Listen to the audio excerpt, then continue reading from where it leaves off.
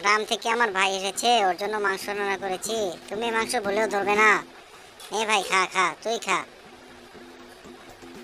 A few moments later.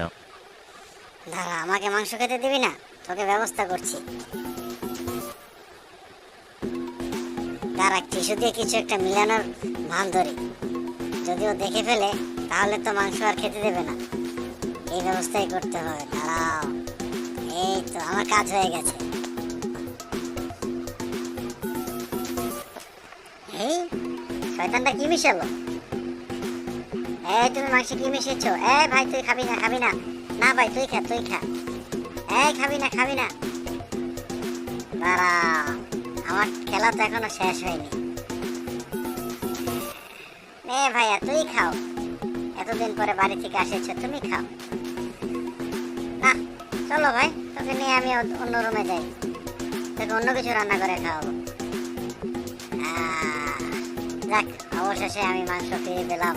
এবার পেট ভরে মাংস খাবো। হ্যালো, বুদ্ধির খেলা। বুদ্ধি থাকলে সবই সম্ভব।